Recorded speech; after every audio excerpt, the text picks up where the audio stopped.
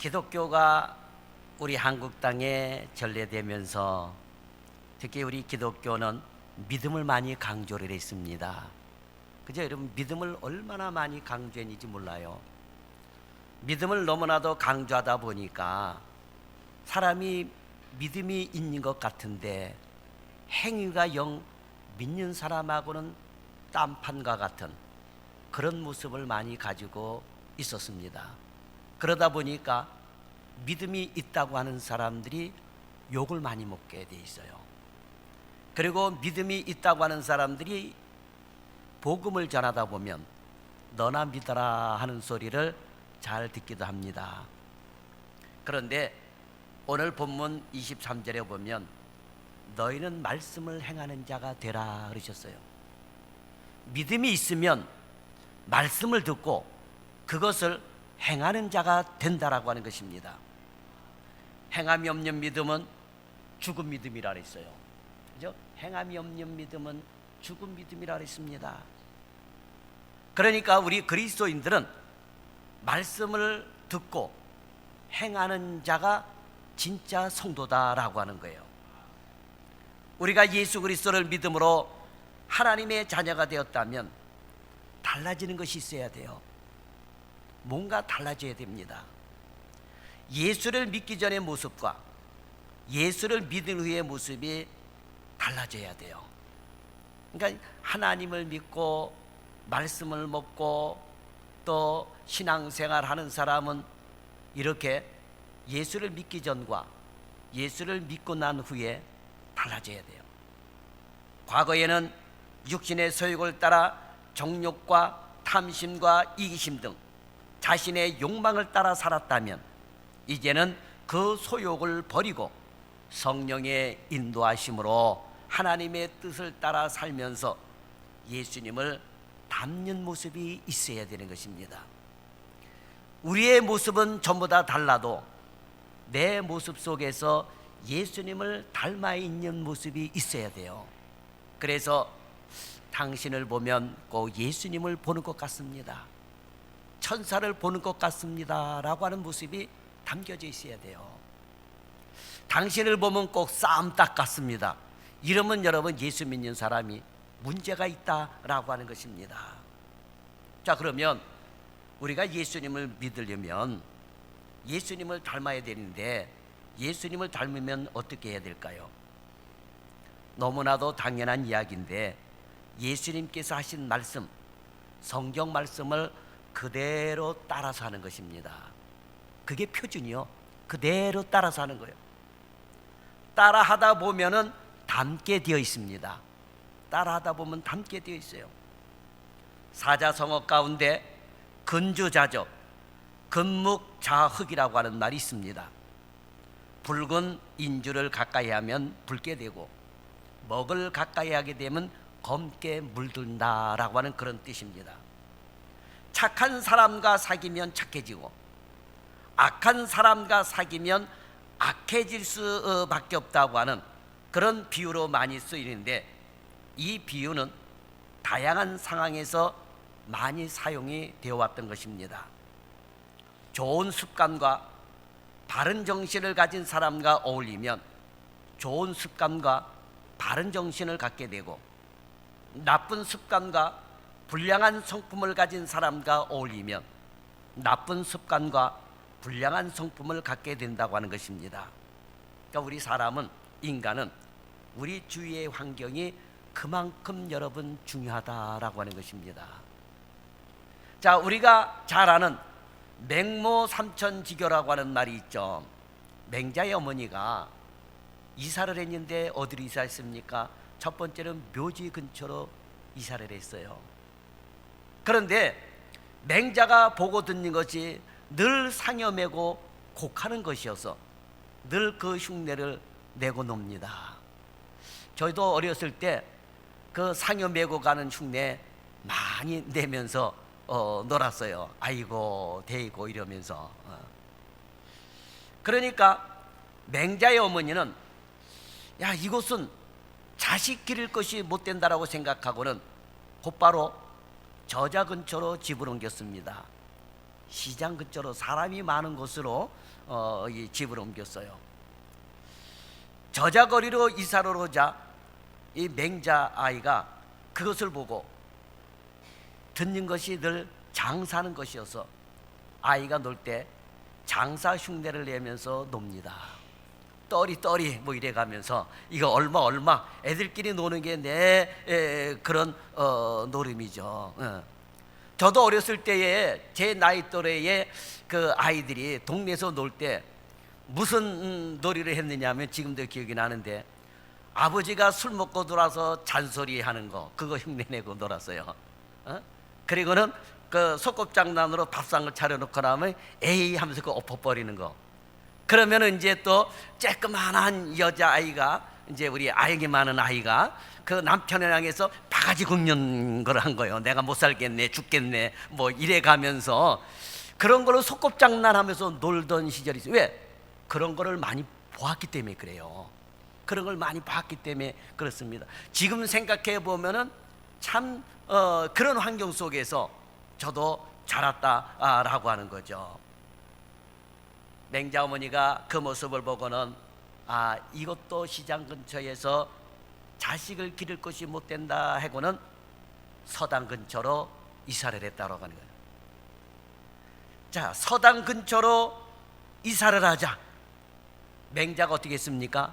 늘 그린년 흉내를 냈다라고 하는 거예요. 늘 그린년 흉내를 냈습니다. 그래서 이곳이야말로 자식을 기르기에 합당하다는 생각을 하고 그곳에 터를 잡았다라고 하는 겁니다. 그러니까 여러분, 환경이 이렇게 중요해요. 어디에 터전을 잡고 사느냐? 인간은 타락을 했기 때문에, 그러니까 어디에 환경을 영향을 받느냐, 이게 굉장히 중요합니다.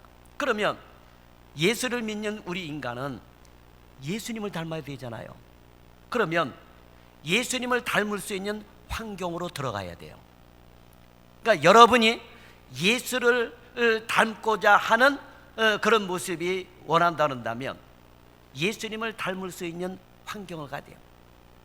내가 뭐 장사를 해야 되겠다 그러면 장사를 할 수 있는 환경으로 들어가야 되는 거예요. 그죠? 사람은 그런 환경으로 들어가게 돼 있습니다. 그죠? 범죄를 저지른 사람들의 환경은 어디요? 범죄를 저지르니까 교도소 가는 거예요. 환경이 그래요, 여러분. 환경이 그렇습니다. 그래서 여러분, 환경이 중요해요. 그러면 우리 인간은 하나님의 형상대로 지음을 받았는데 예수님의 형상을 회복하고 예수님을 닮을 수 있으면 어떻게 해야 되냐?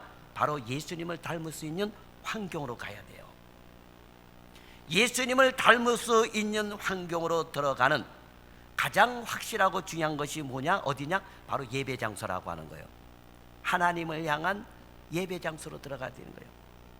그러니까 여러분, 가정 환경도 중요하고 삶의 환경도 중요하는데, 제가 어렸을 때에 그런 놀이 환경을 잠깐 얘기했지만은 저는 지금도 생각하는 게, 놀이가 뭐냐면 요만한 공기장 같은데 물 따라 놓고 아버지 흉내 낸다고 물을 딱 한 잔 들이키고는 하면서 그러면서 그런 흉내를 내고 놀던 그런 시절이 있었다라고 하는 거죠. 그러니까 환경이 여러분 얼마나 중요한지 몰라요. 그래서 여러분, 자녀를 낳고 나서 좋은 환경을 가져야 돼요. 어떤 엄마 아빠는 밥만 먹으면은 고스톱을 치고 부부끼리 그랬는데, 아이가 어느 날 엄마 아빠가 없을 때 나갔다 들어왔는데 둘이서 화토장 갖다 놓고 뭐 고드리를 치고 있더래요. 애가 고드리가 뭔지는 알겠습니까, 여러분? 그래서 이때부터는 안 되겠다 해가지고 그 화토장을 치웠다라고 하는 그런 이야기도 있습니다. 그러니까 환경이 중요해요. 그러니까 우리가 정말 예수를 믿기 위해서는, 예수님을 닮기 위해서는 바로 예수님을 볼 수 있는 환경으로 들어가야 되는데, 그것이 바로 예배라고 하는 거예요. 예배는 우리가 하나님께 드리는 경배인데, 하나님께서는 경배를 받으시고 우리에게 은혜를 베풀어 주십니다. 그런데 그 과정에서 예수님을 닮게 되고 아버지 하나님께서 원하시는 사람이 되는 것입니다. 성경을 가까이 하고 예수님을 배우는 과정에서 하나님의 형상이 회복이 되는 것입니다. 그래서 우리가 예수님을 닮을 수 있는 가장 기본 중의 기본은 바로 예배라고 하는 것입니다. 그러니 하나님의 자녀라고 한다면 예배를 소중하게 여기고, 어디를 가더라도, 출장을 가더라도, 여행을 가더라도 그곳에서, 그곳 가까운 교회에서 예배를 드려야 된다라고 하는 것입니다. 예배를 소중히 여기고 예배를 열심히 잘 드린다면 그 다음에는 말씀이에요. 우선 하나님의 말씀을 듣는 태도가 중요합니다. 그러니까 우리는 말씀을 들을 때 진지한 태도를 가져야 돼요. 하나님의 말씀은 그냥 좋은 말씀이 아닙니다. 우리를 살리는 말씀이요, 나를 살리는 말씀이다 라고 하는 거예요. 그래서 하나님의 말씀을 가리켜서, 성경을 가리켜서 생명의 말씀이라고 하는 것입니다. 하나님의 말씀은 우리의 영혼과 사고와 행위를 교정하고 정화시키고 살리는 그런 말씀이기 때문에 진지하게 사모하는 마음으로 들어야 된다라고 하는 것입니다. 그리고 삶 속에서 들은 말씀을 실천하며 사는 것입니다. 말씀을 실천하지 않고 말씀을 듣기만 하고 말씀을 평가하고 말씀을 분석하고 말씀을 감상하기만 하면 절대로 예수님을 닮아갈 수 없는 것입니다. 예배 중에 주시는 말씀이 있고, 혼자 성경을 읽으면서 깨닫는 말씀도 있고, 살면서 감동을 주시는 말씀도 있습니다. 그 말씀을 그냥 흘려보내서는 안 됩니다. 그때그때 주시는 말씀을 붙잡고 실천해야 된다라고 하는 것입니다. 이것이 말씀에 순종하는 삶인 것입니다. 하나님의 말씀에 순종할 때 예수님을 닮아가게 되어 있는 거예요. 그러니까 여러분이 누구의 말을 많이 듣느냐, 이거 여러분 닮아가게 되어 있어요. 우리 여성분들 보세요. 잔소리 많이 하는 어머니 밑에서 자란 사람은 잔소리 많이 하는 딸이 된다니까요. 나중에 엄마 늙었을 때 엄마한테 잔소리 많이 하고, 그 다음에 딸이 생겨났을 때 그 딸에게도 또 많이 또 잔소리하게 되고, 그렇게 된다니까요. 여러분, 누구의 말을 많이 듣느냐. 그러니까 늘 얘기가 뭐요? 어느 날 본인 자신이 자기 남편에게 잔소리를 하고 막 구박하다 보니까 과거에 자기 엄마의 모습이 자기들이잖아요. 남자들은 어때요? 술 먹고 돌아와서 자식에게 야단하고 자기 왜 부인에게 잔소리하고 이러다 보니까 과거에 내가 그렇게 싫어하던 내 아버지의 모습이 내게 있더라고, 그런 얘기를 하잖아요, 여러분. 그러니까 누구의 말을 많이 듣느냐, 이게 중요한 거예요. 그러니까 여러분은 하나님의 말씀을 많이 듣고 하나님의 말씀을 보고 이러다 보면 예수님을 닮아가게 되어 있다라고 하는 것입니다. 그리고 이 땅에 오신 예수님을 알고 예수님을 배우고 예수님을 닮아가는 데는 예수님의 말씀이 그만큼 중요하다라고 하는 거예요. 중요한 거예요. 보통 자녀들은 부모를 닮기 마련인데 부모가 자녀를 닮는 이유가 뭘까요? 부모의 DNA를 갖고 있기 때문에 저절로 닮아가는 겁니까? 아니에요. 그 부모와 살기 때문에 그 부모의 모습을 닮아가는 거예요. 부모의 말을 듣고 부모와 함께하고 부모와 함께 잠자고 이러면서 부모의 얘기를 듣다 보니까 닮아가는 거예요, 여러분. 만약 부모가 어려서 돌아가셨다면 그 아이는 부모를 닮을 기회가 없어서 외모 외에는 그 부모를 닮는 부분이 없습니다. 외모는 닮겠죠. 그러나 누군가를 인품을 닮고 성격을 닮고 이러다 보면 그 사람과 함께 있어야 된다라고 하는 거예요. 그러니까 보통 사람들의 행동을 보면 이 사람이 어떤 성품과 같이 한 사람이구나.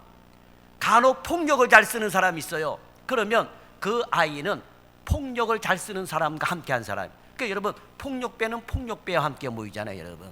그렇죠? 그렇게 모이는 거예요, 여러분. 그래서 폭력 쓰는 환경 속에 있으니까 이 어린아이가, 그러니까 늘 매맞고 자란 아이는 늘 크게 되고 자기가 힘 있게 보면 아무나 또 막 때리게 되는 거예요. 그러니까 여러분, 굉장히 중요하더라고. 그러니까 여러분, 누군가를 닮고 싶어 한다면 그 사람과 함께 있는 거예요. 예수님을 닮고 하나님의 형상을 회복하려면 예수님께서 하신 말씀을 마음에 담고 그분의 지시를 받고 또 기록된 그 말씀을 통해서 우리가 힘을 얻어서 그 말씀을 행동으로 옮겨야 되는 것입니다. 그래야 하나님의 자녀라고 말할 수가 있는 것입니다. 오늘 본문에서 예수님의 동생 야고보 장로는, 오늘 본문은 예수님의 동생이 쓴 거예요.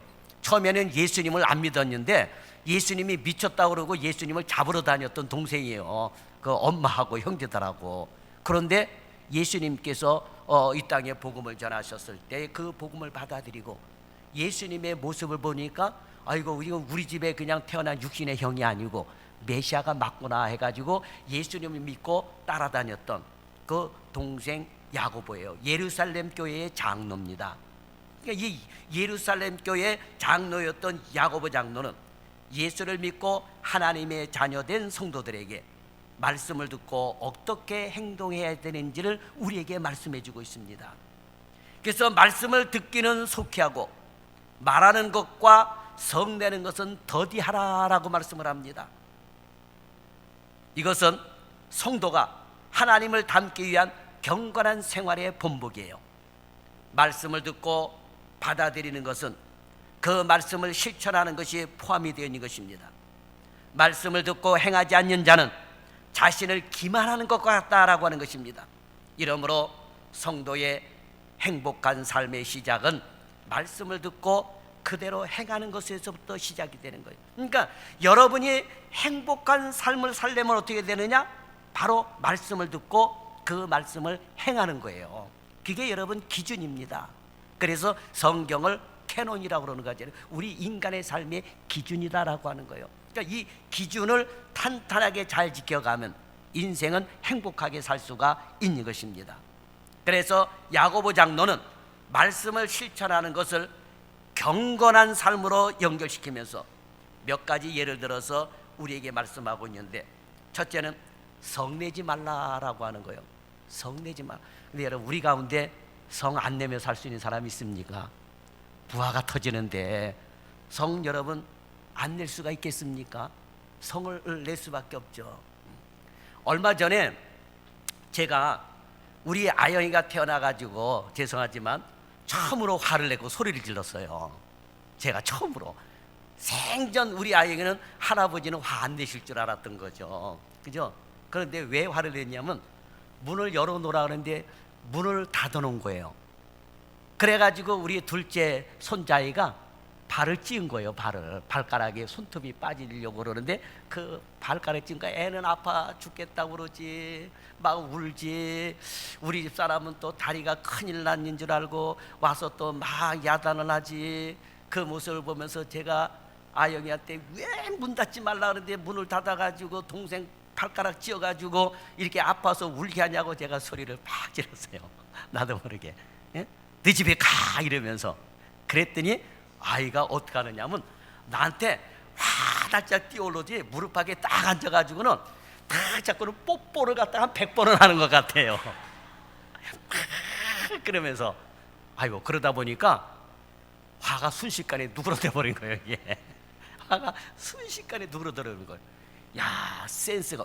애가 울면서 근데 해고 나서 이거 상처가 되면 어떡하지? 지 엄마 아빠도 모르는 일인데 이게 상처가 되면 어떡하지 했는데, 아이고, 아이가 그 순간을 모면하는데 할아버지가 화났다 그러고 생전 안 보이던 모습을 보이니까 내가 앉아있어가지고 그냥 탁 안기더니 할아버지 좋아한다고 그냥 뽀뽀를 갖다가 얼마나 열심히 해야 되는지 나도 모르게 순식간에 그냥 이렇게 녹아져 버리더라니까는요.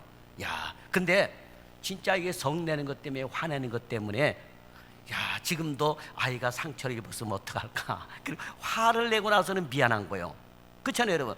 만약에 화를 냈는데 이 아이가 상처가 돼가지고 이제 나 교회도 안 내려가 막 이래버리면 어떻게 되겠어요, 여러분? 그죠? 하나님의 의를 이루지 못하는 거죠. 오늘 본문 20절에 보면 사람이 성내는 것이 하나님의 의를 이루지 못한다라고 되어 있습니다, 여러분. 이 말씀은 뼈에 새겨도 부족한 만큼 귀한 말씀입니다. 그런데 사람이 성내지 않을 수는 없습니다.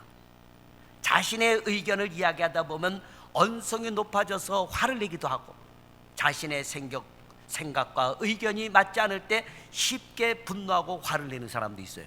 그래서 어떤 사람은 얘기하다가 에이 하고 그냥 모든 걸 집어던지고 그냥 확 나가버리는 사람도 있단 말이에요, 여러분. 그죠? 분노하며 화를 내요. 그런데 화를 내다 보면 본래 말하려는 의도를 벗어나서 마음에 없는 말까지 하면서 감정을 상하게 하는 경우가 있습니다.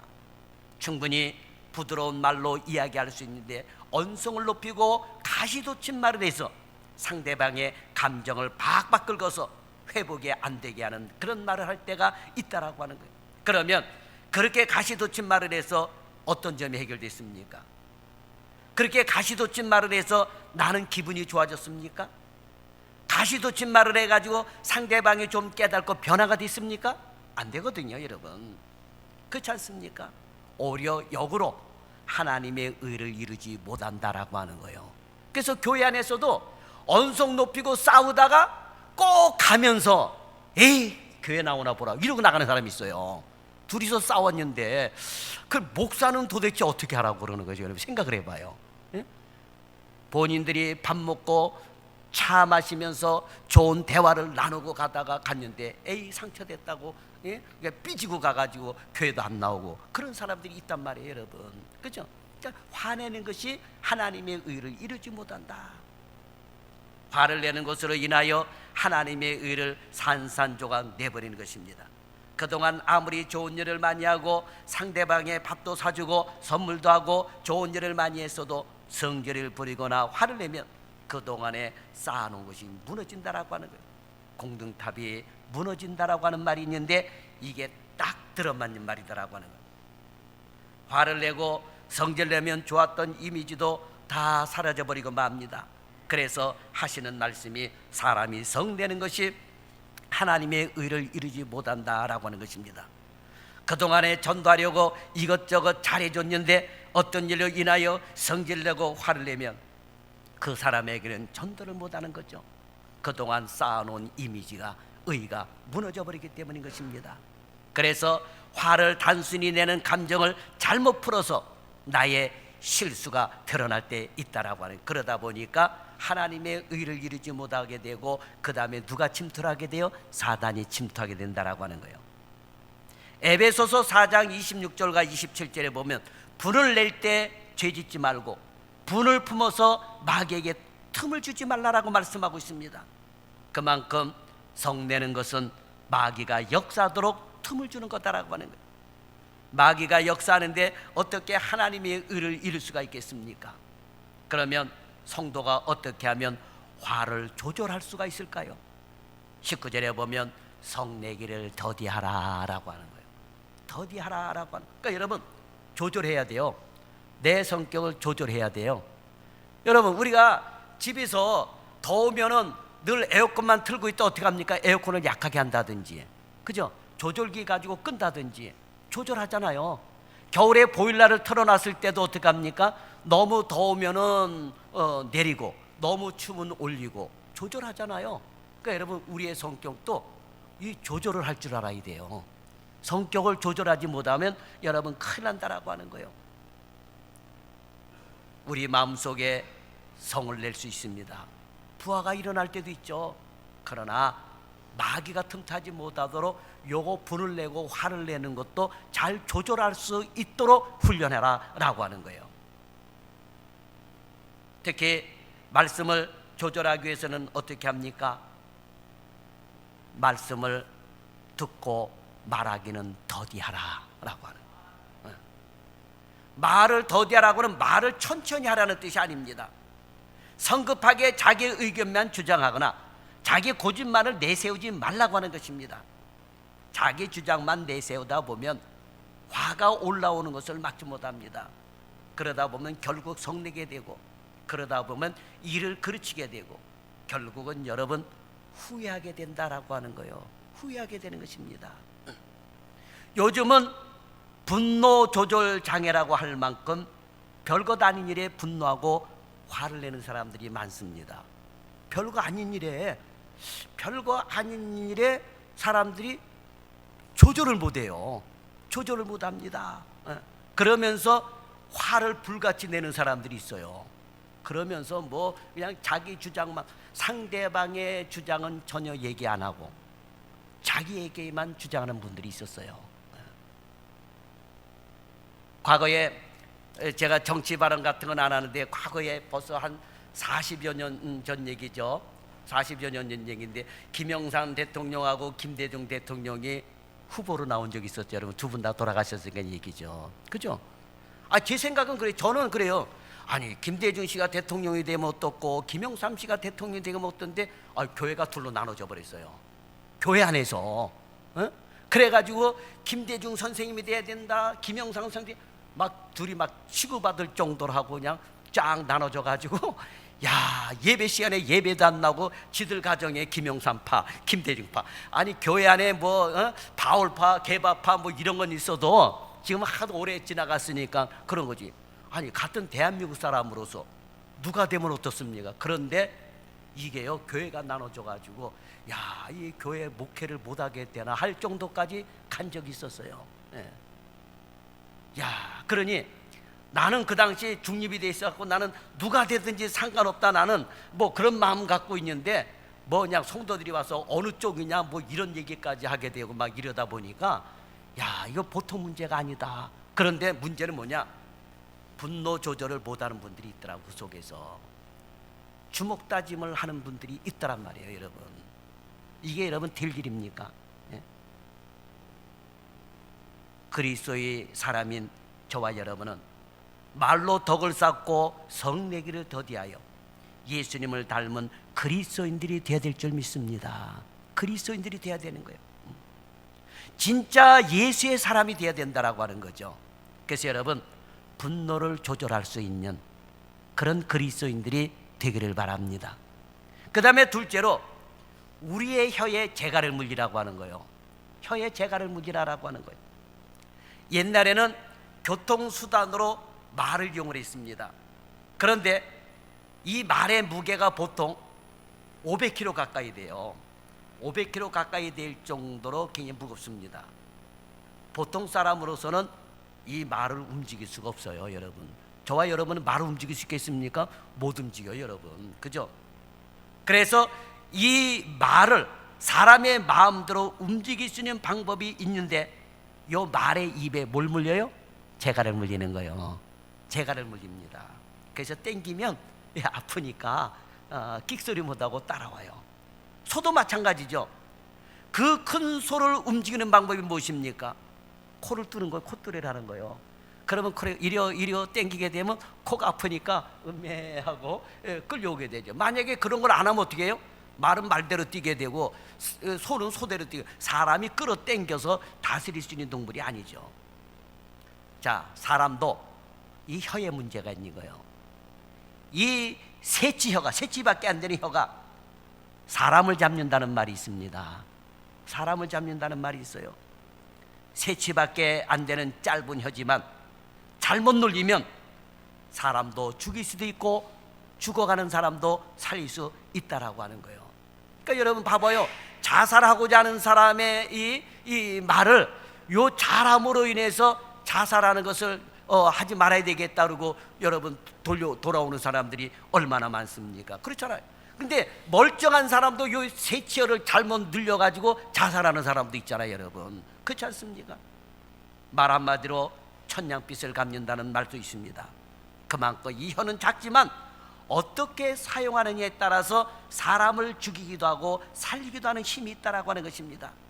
따라서 언어는 그리스도인의 경건한 생활과 밀접한 관계가 있어요.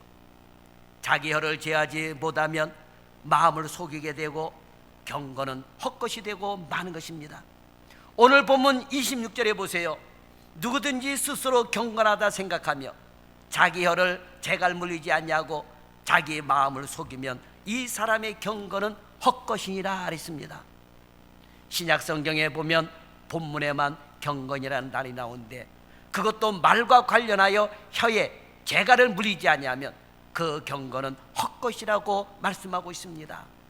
특히 예배의 외적인 모습, 즉 기도, 찬양, 헌금 등은 누구 못지않게 잘하면서 스스로 경건하다고 하지만 말, 즉 언어를 자제하지 못하게 되면 그렇게 쌓아놓은 경건은 헛것이다라고 하는 것입니다. 오늘날 예배 때 설교할 때 욕하는 목사들 많습니다. 유튜브에 보게 되면 여러분 그죠? 욕하는 목사들 많아요. 옛날에도 그렇고 지금도 그렇고 욕하는 목사들 얼마나 많은지 모릅니다. 그런데 문제는 뭐냐? 그 욕을 먹으면서도 아멘하는 성도들이 있다라고 하는 거예요. 여러분 어떻게 하세요?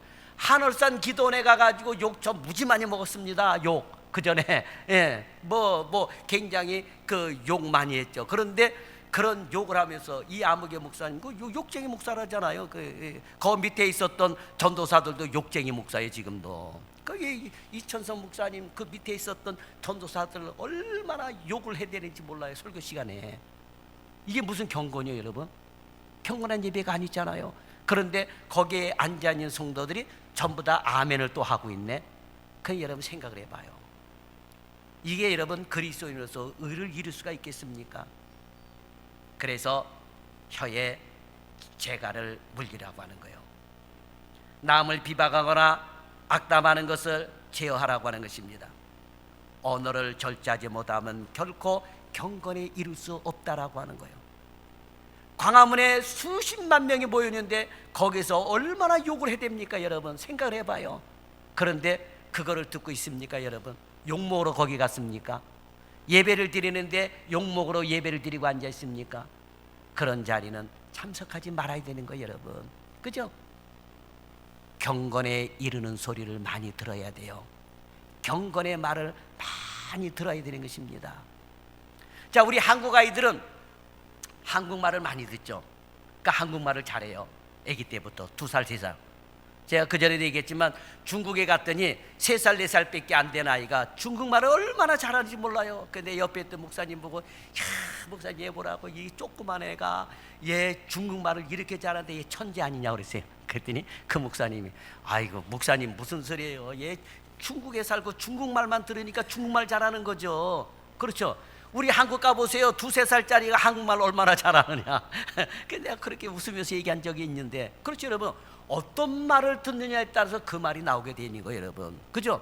영어를 많이 들으면 영어 잘하게 돼 있어요. 우리가 왜 영어 못합니까? 영어를 많이 안 듣잖아요, 저와 여러분은. 그죠? 늘 대화를 나눠도 한국말로 하잖아요. 그러니까 사람은 어떤 말을 듣느냐.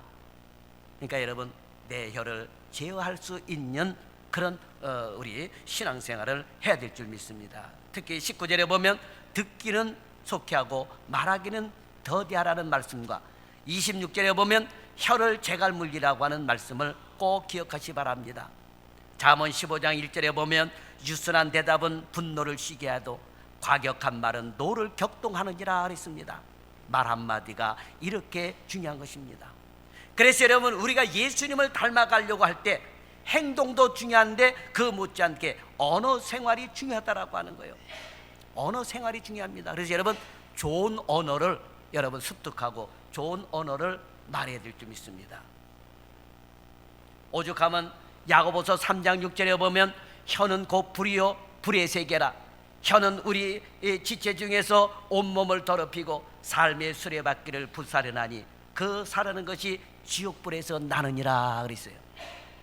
혀로 나와 함께 있는 다른 사람을 불사르지 말고 혀로 나와 함께 있는 사람을 살리는 그런 복된 혀가 여러분에겐 있기를 바랍니다. 그 다음에 세 번째로는 어려운 이웃을 돌보는 것과 새 속에 물들지 말라라고 하는 거예요. 새 속에 물들지 말라. 자, 26절에서 말과 관련하여 경건을 말씀하면서 이어서 경건에 관하여 말씀합니다. 하나님 아버지 앞에서 정결하고 더러움이 없는 경건은 곧 고아와 과부를 그 환난 중에 돌보고 또 자기를 지켜 새 속에 물들지 않냐는 그것이나 했습니다. 자, 26절에서 첫 번째 경건은 고아와 과부를 돌보고 하였는데 그만큼 하나님께서는 가난한 자, 고통을 받는 자에 대한 관심이 많다라고 하는 것입니다. 여기에 하나 더 넣어가지고 고아와 과부와 호레비 이렇게 놓으면 좋았는데 호레비는 뺐어요. 성경은 아무 성경 찾아도 호레비는 없더라고. 왜? 호레비는 그 당시에 힘이 있어서 먹고 사는데 지장이 없었는데 고대 사회는 여자가 할 수 있는 일이 거의 없었어요. 고아도 마찬가지였고, 그래서 이렇게 힘이 없고 연약한 자를 돌보라고 하는 거죠. 그러니까 하나님께서는 그만큼 가난한 자, 고통받는 자에게 관심이 많다라고 하는 것입니다. 그렇다면 우리 그리스도인들은 먼저 어려운 사람에게 가까이 할 수 있는 마음을 가져야 돼요. 어려운 사람들에게 편에 서서, 약한 사람들의 편에 서서 그들을 위로하고 그들을 도울 수 있는 방법을 찾아야 되는 것입니다. 이것이 바로 예수님을 닮아가는 모습. 그 다음에 두 번째로는 자신을 지켜 세속에 물들지 말라라고 하는 거예요. 세속에 물들지 말라. 자, 세속이라는 단어는 믿지 않는 세상 사람들에게서 보이는 죄악을 말하는 겁니다. 그러니까 죄악에 물들지 마라라고 하는 거예요. 죄악에 그러니까 죄가 있는 곳에 함께하지 말라라고 하는 거예요. 죄가 있는 곳에, 아까 얘기했죠. 검은 곳에 있으면 검게 되고 붉은 곳에 있으면 붉게 된다라고 하는 거죠. 그러니까 죄악이 있는 곳에는 있지 말라라고 하는 겁니다.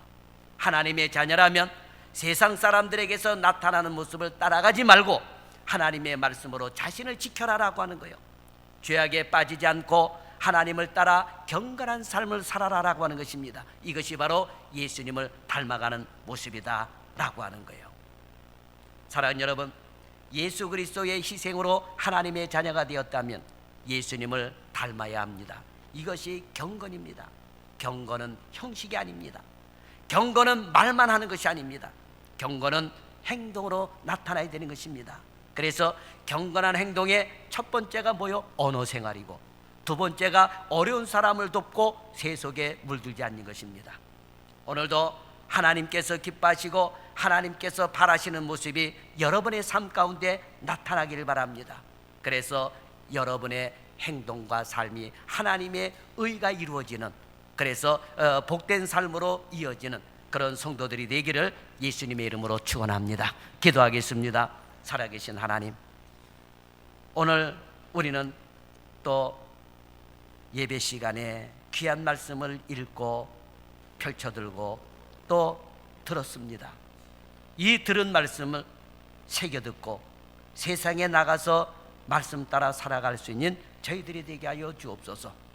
우상을 섬기지 말라 하면 우상을 섬기지 말고, 도둑질하지 말라 그러면 도둑질하지 말고, 간음하지 말라 그러면 간음하지 않고, 이웃 것을 탐내지 말라 하면 이웃 것을 탐내지 않고, 네 부모를 공경하라 했으면 공경하고, 이렇게 주의 말씀을 실천하며 살아갈 수 있는 우리 그리스도인들이 다 되게 하여 주옵소서. 그래서 하나님의 의를 이룰 수 있는 성도들이 되게 도와주시고, 또한 우리 삶 속에 어떠한 여러 가지 화나는 일이 있어도 화를 다스리며 살아갈 수 있는 저희들이 되게 하여 주옵소서. 화를 다스리지 못하고 조절하지 못함으로 하나님의 의를 이루지 못하고 오히려 그리스도인으로서의 욕된 모습을 보이는 그런 모습들이 우리에게 얼마나 많습니까? 그러므로 아버지여, 화내는 일을 조절할 수 있는 지혜 있는 성도들이 되게 도와주시고, 또 언어 생활에도 우리는 그리스도인이 되는 그런 경건한 언어 생활을 할 수 있는 저희들이 되게 하여 주옵소서. 예수님의 이름으로 기도드리옵나이다. 아멘.